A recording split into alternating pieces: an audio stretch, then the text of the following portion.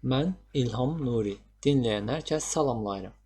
Bu videoda sizə astral boyutla əlaqədar biraz məlumat verəcəm.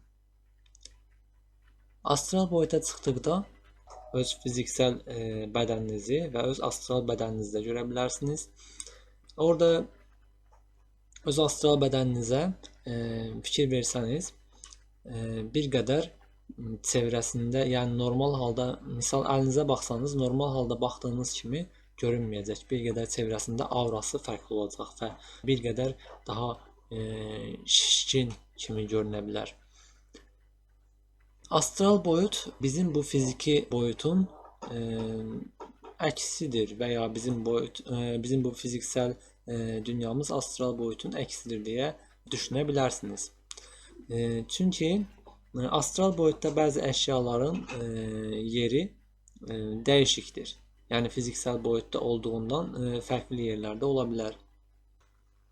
Astral boyutta digər varlıqlarla təmas qura bilərsiniz. Üst boyut varlıqları əgər istərsə onları da görüb onlarla da təmas qura bilərsiniz. Orada kəlmələrlə danışmaq yerinə telepati istifadə edə bilərsiniz. Telepati normal kəlmələrlə, yəni bizim bu fiziksel dünya üçün normal qəbul edilən kəlmələrlə danışıqdan fərqli olaraq birbaşa iki beyin, iki zehin, iki bilinç arasındakı birbaşa əlaqədir. Yəni telepati evrensel dildir və orada hansı varlıqla qarşılaşmanızdan asılı olmayaraq telepati istifadə edə biləcəyinizi düşünürəm.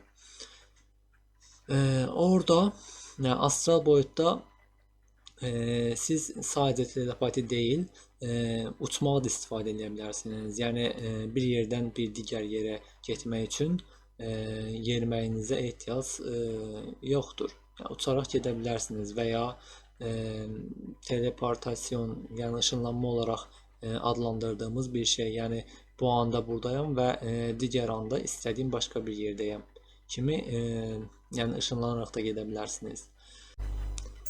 Astral boyutda divarların içindən də keçə bilərsiniz. Yəni hətta 3 dənə divar varsa, ikisindən keçdinizsə, üçüncüdən keçmədən əvvəl, yəni divarın içindən keçmək mümkün idimi deyə orada bir tərəddüdə düşsəniz, yəni üçüncü divarın içindən keçə bilməyəcəksiniz. Çünki astral boyut bizim birbaşa düşüncələrimiz, yəni ora birbaşa təsir edir, anında təsir edir. Əgər şanslıysanız astral boyutda özünüz üçün, yəni öz oyanışınız üçün, öz irəliləməniz üçün rəhbər varlıqla da qarşılaşa bilərsiniz. Astral boyut, belə deyim sizə, yəni insanın bu fiziksel aləmdə nə qədər azad olduğunuzu qəbul edirsinizsə, əslində yəni bir o qədər də azad deyilik, bunu bilmək lazımdır. Yəni astral boyut bundan tamamilə fərqlidir. Astral boyut sizin arzularınız və ya xəyallarınız nə qədər azaddırsa, o boyutda o qədər azadsınız.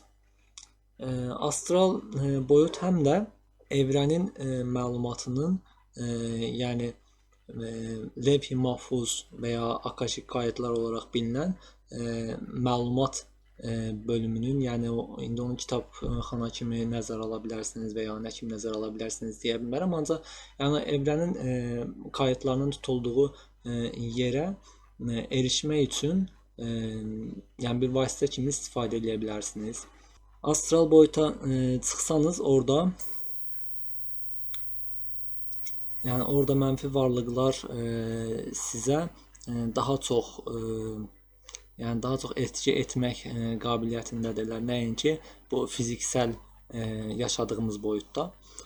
Çünki yəni o varlıqların çoxusu digər astral boyutdadır və insanların kollektiv bilinç olaraq oluşturduğu bu fiziksel boyutta yəni etkiləri zəifdir, sınırlıdır. Ancaq onların varlıqları astral boyut hissəsinə daha yaxın olduğuna görə orada təsir qüvvələri daha çoxdur. Yəni astral boyutda dolaşmaq istəyirsinizsə, orada özünüzü müdafiə etmək üçün bəzi yəni yollar gelişdirməlisiniz.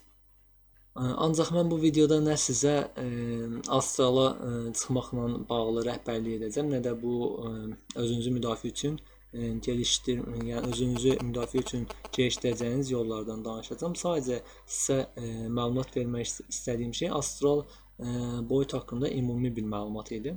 Yəni əgər kollektiv bilinc o səviyyəyə gələrsə, bu fiziksel olaraq qəbul etdiyimiz dünyada belə orada bacardığımız şeyləri bacarmamız mümkündür. Dinlədiyiniz üçün təşəkkürlər.